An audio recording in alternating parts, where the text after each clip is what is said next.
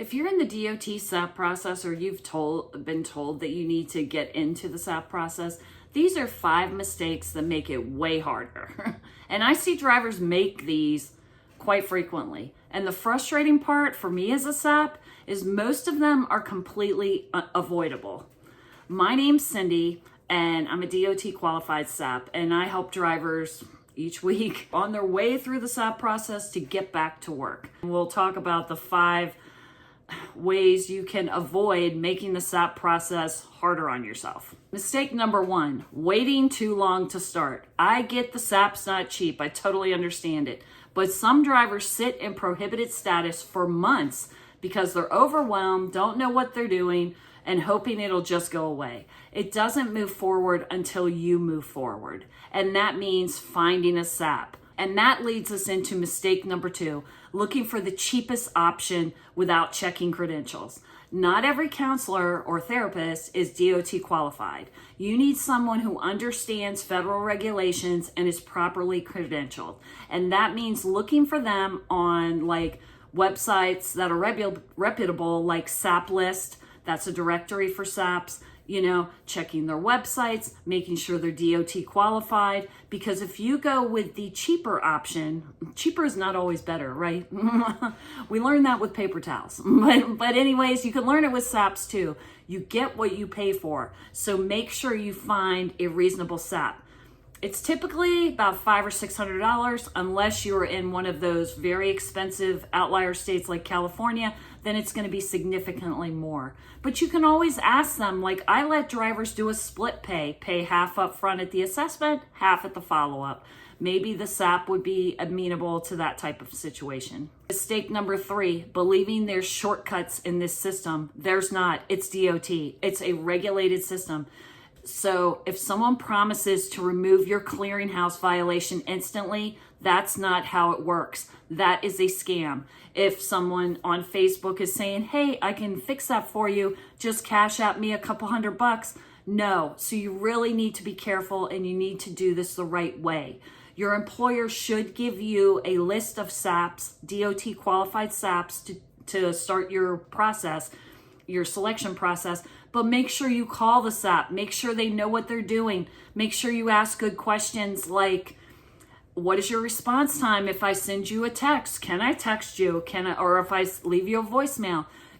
What's your paperwork turnaround time? Your SAP should be able to explain the process to you and how they work. Mistake number 4, fighting the employer instead of completing the process.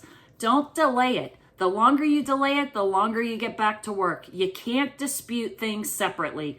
The MRO could tell you how you could have the test result retested, right? But there's a small window for that. But the SAP process has to be completed so that you can start back to safety sensitive work. So don't delay it. If your employer is being a little argumentative or whatever, keep your side of the street clean. Get the process done correctly so you can get back to work. And I know there's a lot of people that think I should just give up my CDL.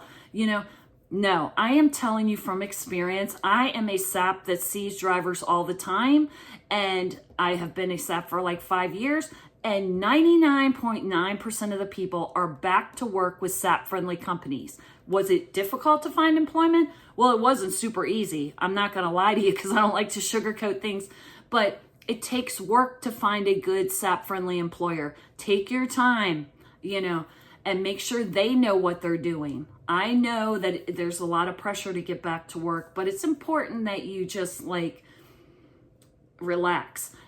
Honestly, there's SAP-friendly trucking companies out there. I have a list on my Linktree, which is a free download. I update it as drivers tell me what companies are SAP-friendly. So feel free to check it out. It's linked down in the Linktree.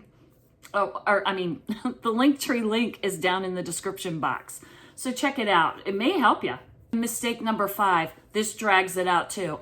Not taking follow-up testing seriously. Follow-up testing can be between 1 and 5 years with a minimum of 6 follow-up tests in that first year back return, when you're returning to duty. So the follow-up testing starts once you return to safety-sensitive duty. Your SAP doesn't get the test results. The employer manages all of that. The SAP creates the plan, forwards it to the employer implements the plan.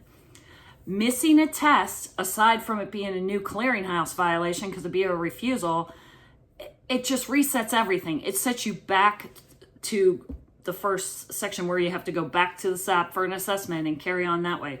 So just be aware. Do not miss any follow-up testing. And if you found this video helpful, feel free to give it a like and subscribe. I try to make videos as I can to explain the process so that you know what you're looking for, like when you're looking for a SAP, for instance, and if you ever have any questions, feel free to reach out. I try to answer them the best I can.